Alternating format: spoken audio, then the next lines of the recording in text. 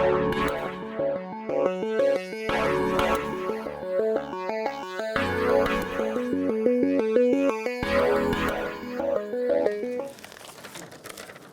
Brad Sampson. I'm the Chief Executive Officer of Core Potash, and thanks for having me here this evening. Core Potash is developing a potash production business in the country called the Republic of the Congo. So before I tell you more about Core, I'd like to tell you a little bit about myself. I'm a mining engineer by profession. I've spent 9 years, I've had a career that I feel very privileged to have been able to work through. Had 9 years living and working on the African continent full time.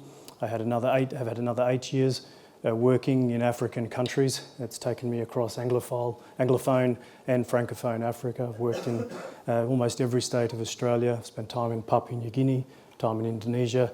So I've really had a fairly unique opportunity to work in multiple cultural settings and develop mining projects in some pretty interesting parts of the world. So, and I'm Australian, very clearly, and for probably the first time in my life on Saturday, I'll be on your side against the All Blacks. So good luck. Good luck. Let's go here. Please, this is our disclaimer. If you're intending to invest in Core Potash or considering it, I'd encourage you to read that later on. Core Potash is developing large, globally significant, very high grade, very shallow potash deposits in the Republic of the Congo to supply into the international fertiliser market.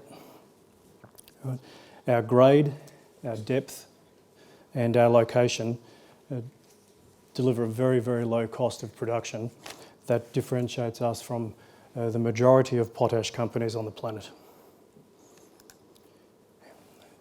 Does anybody here know what potash is? And happy to take, yeah, you do? Would you like to have? Just potassium. Potassium. Sulfate, chloride, Exactly, very generic term for agri-nutrients that contain potassium. Any idea why we use potash? Why do we need potash?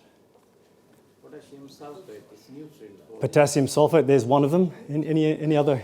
Thank you. This is exactly what I want. Any other views on why we need potash? It's interesting. I joined Core Potash in the middle of last year as the Chief Executive Officer. I've spent most of the time from then until now interacting with institutions, particularly in the UK, here in London.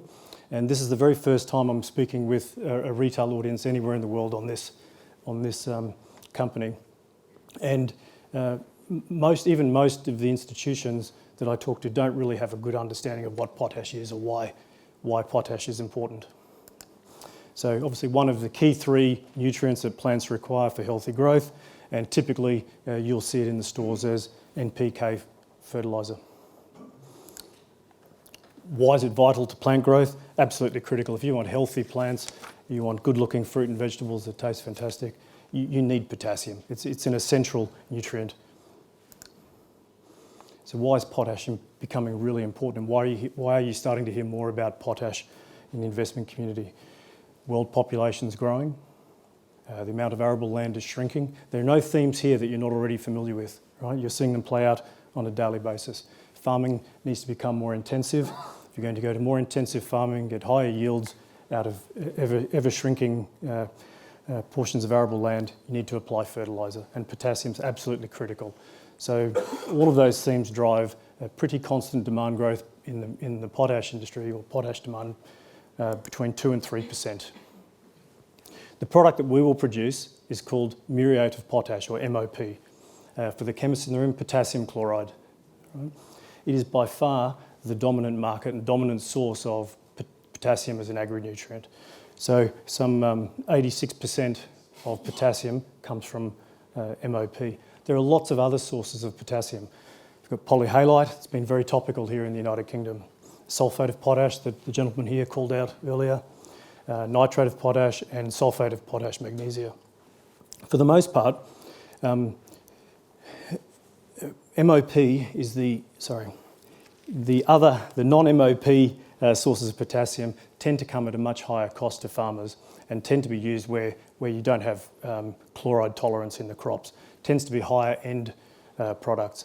So MOP actually is the cheapest source of potassium for most farmers in the world. The MOP supply-demand curve is pretty equally balanced. So we have the majority of MOP supply in the world, in fact almost all of it, comes out of the Northern Hemisphere. So a market of some 66 million tonnes per year and growing 2 to 3% per annum. 4 to 5 major producers in Russia, Belarus, Canada, really dominate the industry and have pretty tight control over supply. And they tend to match supply to existing demand.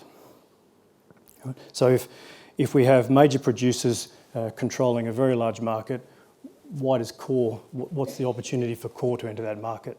The opportunity for us is, and I'll show you in a minute, is that we have exceptionally high quality deposits, grade the highest in the world. We're right on the coast, our location, pardon me, unparalleled, and it leads us to industry leading costs. Talk you through our projects. Has anybody in the room ever been to the Congo, to the Republic of the Congo? Don't normally get many hands from anybody. Nobody? Sorry? It's a very dangerous place. My friend works there. In the Republic of the Congo. So this is, how many Congos are there? Any? Two. Two. And so thank you. Do you know what their names are? Thank you. Yes. And another one? So the Republic of the Congo, and sorry for the geography lesson, but it gets confusing. You have the Republic of the Congo, which is where we are conducting our business. Right next door is the Democratic Republic of the Congo. Right, names are very, very similar. Democratic Republic of the Congo. I'll almost guarantee you, when you're allowed to switch your phones on later on, if you Google the Congo, it will come up with the DRC, and there'll be almost no reference to, pardon me, to the Republic of the Congo. So DRC, 85 million people. You read about it all the time in the press. You hear about it. Republic of the Congo, 4 million people, and you never hear about it. Right? It's quiet. There's an oil industry in the Republic of the Congo. French companies, Italian companies, American companies have worked for a long time in the Republic of the Congo in the oil and gas industry. Aren't they fighting each other? Pardon? I said, aren't they fighting each other? No, they're not fighting each other. Then it's actually a really good question. That's what I wanted to tease out through my questions. There's a perception that this is a scary place to go. So I've worked in many French-speaking African countries and English-speaking African countries. The Republic of the Congo is one of the most pleasant places to visit. Right? We have 2 mining leases that sit 80 kilometres north of a major port at Pointe Noire, very important port on the West African coast. There's an international airport there. There's a sealed road that runs 2/3 of the way to our project site. 2 mining licences, Kola, 35 kilometres from the coast, and Dugu, which sits 15 kilometres from the coast. Right? It was a French colony, and the French culture still has a big influence over the community in the Congo. I'm a surfer, so as much as I can in my downtime I go surfing. Pointe Noire, there's a fantastic surf break. You feel like you're at a beach resort when you go visit the Congo. It's not a scary place. So if you ever get a chance to go there, please, it's a great country.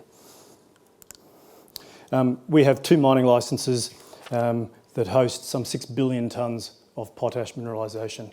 2 different minerals. The one that we're focused on initially are the sylvanite deposits, where they're shown there as Kola and Dugu extension. It's the orangey coloured deposits, where we have over 1 billion tonnes of the highest grade undeveloped potash projects in the world.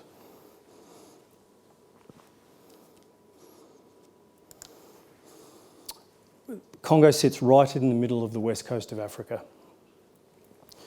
You've seen that our projects are right on the coastline. We're also the shortest shipping distance in the world to our target markets in Brazil and to neighbouring African countries. Right?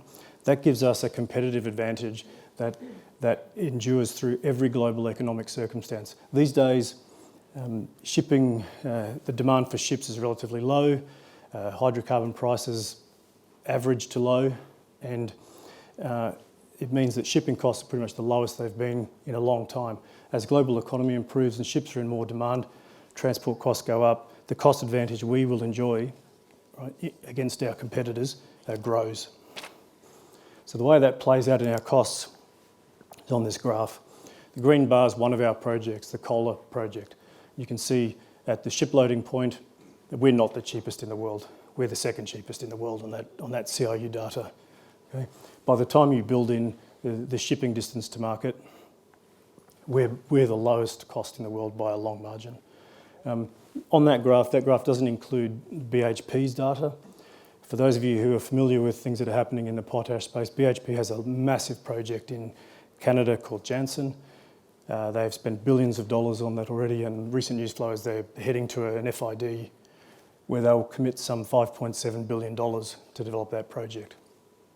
In October last year, they quoted their costs FOB Vancouver as $100 per tonne. So the Kola project, as currently designed, would deliver product to final customer for $102 per tonne. So we'll have probably a 30% cost advantage over even BHP. We're a company that, since I've joined, has regular news flow. But for the summer break, we have very regular news flow. And what you should expect going forward as we develop our projects, that you'll see very regular news flow on the development of the DX project in particular, the formation of our offtake agreements, and then our commitments to go through the next phases of project development. I'd like to talk a bit about the Dugu extension project, which is the project that we have two major projects. It's the project that's the highest grade potash project in the world, and the one that we're focused on bringing into production as rapidly as possible. So DX is designed to produce 400,000 tonnes per annum of MOP. If you can remember what I showed you in the demand-supply relationship earlier, in a market of 66 million tonnes, it's about 0.6% of global demand. It will not really cause a ripple in the marketplace. Right? So market will easily absorb that. It's less than half of a year's demand growth in the industry. We completed a scoping study in the early part of this year, and we're on track and fully funded to complete a pre-feasibility study on this project in April of next year. So this project has a capital cost of $300 million. Pretty interesting returns already at the scoping study level. We expect those to improve during the pre-feasibility study, and we're right on track with our pre-feasibility work at this point in time. Just to highlight the grade of DX and why this project is particularly important, you can see there the dark green bars represent the grades of our project. So Kola, fourth from the right, amongst the highest grade projects in the world. The DX project, second from the right, that's the average mineral resource grade, highest in the world on this chart. Pardon me. And then the scheduled grade. So the portion of DX that we're planning to extract is by far the highest grade potash project in the world. And then along the bottom you can see our scale. It's the little green blob. Small scale project in a big market, and costs very competitive with the existing large producers. But I mean, we are the only company that has the combination of high grade and shallow deposits anywhere in the world.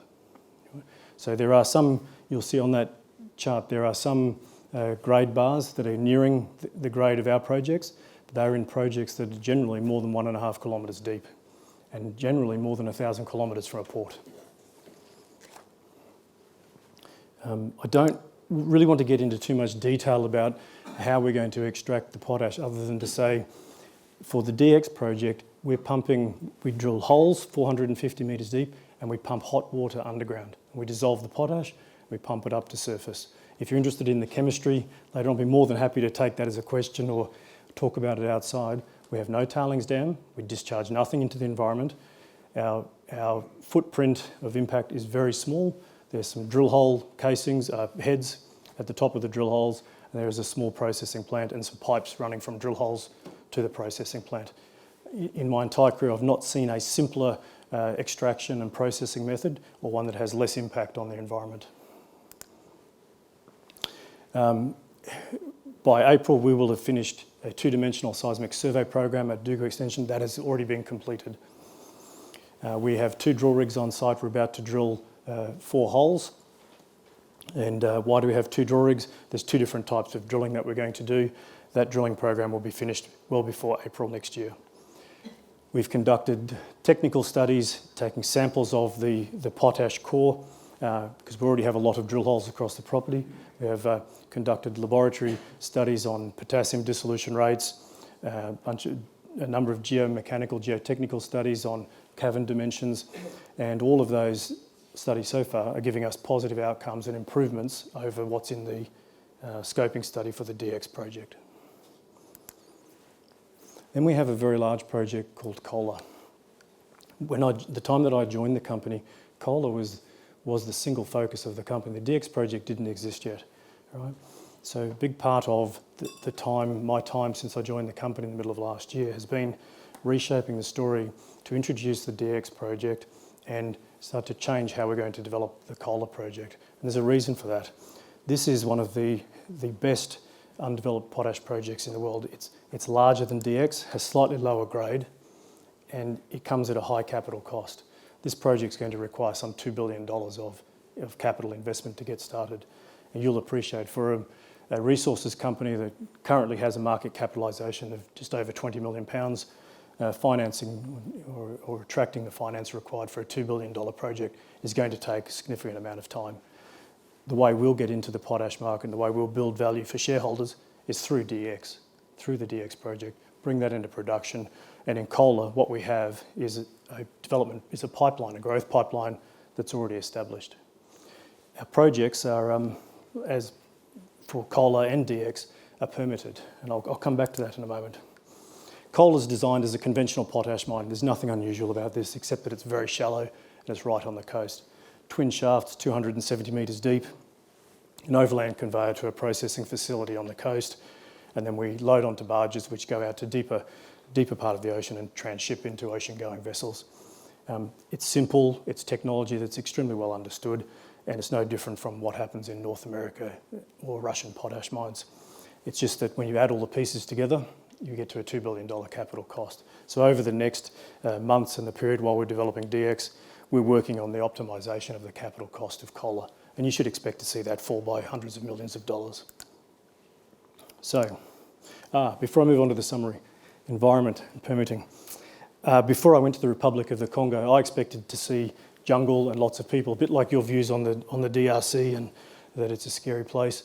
I learnt a lot very quickly about the Congo. Most of the terrain at our project area looks like this. There aren't people living in the area. It's rolling savanna, it's grasslands. There's some regrowth forest, there are some eucalypt plantations that shouldn't be there because they're diseased and they're not adding any value to anybody. We don't have to move people out of their houses. There are some 11 villages in the area. We have a very close relationship with those villages, but we're not directly impacting any of those people. It's rare in my career that I've seen a greenfields mining project being developed in a place where you don't have to move people, or you're not impacting on someone's farmland, or you're not moving artisanal miners. We have none of those things. So we're fully permitted. We have mining licenses in place. We have a mining convention negotiated and signed off with both houses of parliament. It's law and gazetted in the Congo. We have environmental permits in place. And as we make design changes, as we work through the next rounds of feasibility study, we'll refresh our environmental permits to reflect those design changes. We have a great relationship with the community and the government of the Congo. Under the mining convention, they become a 10% shareholder in the assets. And I think that's a great way for the government to get its fair stake. So, just about used up my time. And, we are developing our projects in the Republic of the Congo to meet the growing demand for potassium around the world. We have some 6 billion tonnes of potassium in the ground as JORC mineral resources that deserve to be developed, and they will give us an extremely long life, and we have a very logical and staged development sequence for our projects. We're in a part of the world that for our target markets is strategically important. It gives us a cost advantage that is unassailable. In the DX project, we have the right starting point. We have a very high-grade project that will have very attractive economics and modest capital cost to get us started that allows us to unlock the value in our basin. it's low risk. There's nothing that we're planning to do that hasn't been tried and tested in the potash space. In fact, it's such low risk. It's actually quite a boring exercise for a mining engineer to be looking at. I keep looking for where the real issues are technically, and we're not seeing them. And we're effectively fully permitted. We are in a unique position for a company that's doing a feasibility study to already have all of the permits in place. So, thank you. Lovely. Brad, thank you very much indeed. Questions for Brad, please. Have hands all over the place. Peter, where are you going? Okay, question in the back here, please. I wonder if you have a view on the situation at Sirius Minerals vis-à-vis your own company? Yes, I might get some water. Serious. Big project, very big project, different development strategy. I think that we would struggle to make a final investment decision without knowing exactly how we're going to put funding in place. I think that there are lots of things that Sirius has tackled some big challenges. Need to develop a market for their product. The market doesn't currently exist. Some big technical challenges, and it's a big project. That's not where we're coming from. And you could argue that the Cola project was taking core in that direction. With the DX project, we're completely different. It's a smaller scale project, technology that's low risk, well understood. Prior to us getting to completion of definitive feasibility study, I think you should expect to see offtake agreements in place that confirm exactly where our market is. We use the offtake agreements to underpin our debt financing, and before we go to equity, I would expect that equity investors will demand that they understand exactly where the debt financing is going to come from.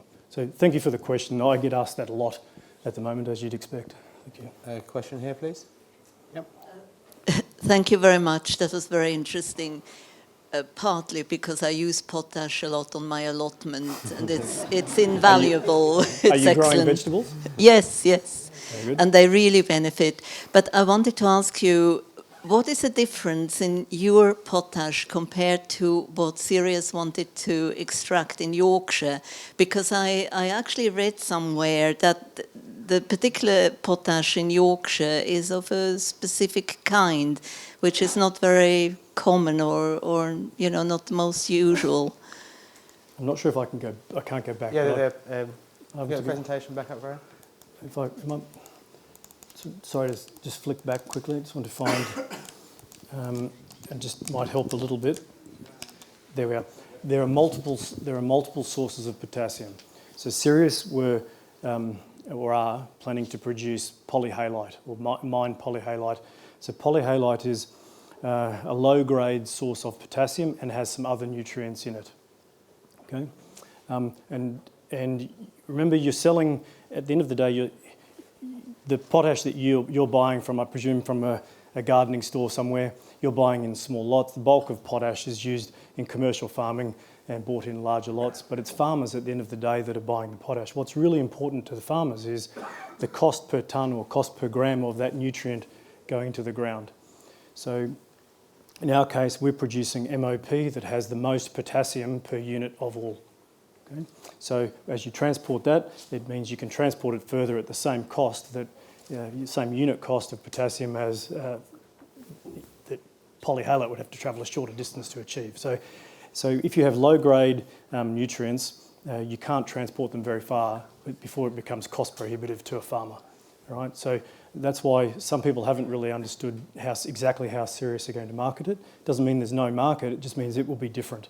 Right? So ours, MOP has the most potassium and is the most common, and therefore is cheapest to farmers and is generally the most common source of potassium. Pretty much if you go to the gardening store, you'll see the MOP, potassium chloride. Sometimes you'll find SOP that you were speaking about earlier, because some of the high-end, some fruits and things are chloride insensitive. So all of those other sources of potassium, polyhalite, SOP, they generally cost more to the end user. Question at the back, please. All this boiling water you're going to be requiring? Where are you going to get electricity for it? That's a great question, thank you, because I forgot to explain that in the Congo, the Republic of the Congo, there are, all along the coastline, there are producing oil and gas. You can see the rigs all sitting out offshore, a bit like the presentation we heard earlier about Trinidad. There are scores of them. The gas processing plant just down the road from us near Point Noir, and we have a gas turbine power station that has already got excess generating capacity for its customers and is about to double in size. So we have access to processed gas, we have access to gas-generated electricity as well. Question at the front here, please. Just a quick question. You mentioned the IRRs. What discount rate are you assuming? Beg your pardon? You mentioned the IRR for the project and for the overall scheme. Yes. What discount rate are you assuming in those IRRs? We used a 12% discount rate. One final question over here, please. Sorry. Very briefly, it's a very serious question, really. First of all, thank you very much for your presentation. You must have heard of Extinction Revolution or Rebellion, stalking London's commuter belt, and It's not just London. Yeah, and the main thing is that when you are providing better and more foods, for the people, so you are accelerating the population explosion more than 7.1 billion. And so that way you are really bringing down the whole of the Earth's environment in terms of pollution, temperature rise. So you are acting like a traitor to the... I accept full responsibility. It's interesting though, because even if the phenomenon with global warming and all of these things continue and the population doesn't grow, I think we're still going to see the need to increase the yields per hectare for our crops. Right? So I think that we'll find demand, at least in the medium term, demand for potassium will continue to grow. And then there's another part to my thesis, is that if you are Extinction Rebellion and you want more sustainable approaches, well, guess what? Our fertiliser travels a shorter distance to market than anyone else's fertiliser in the world, and so we'll burn less fossil fuel to get it there. Yep. I think we're done now, actually. Brad, thank you very much indeed. Thank you. A really interesting evening, very diverse companies.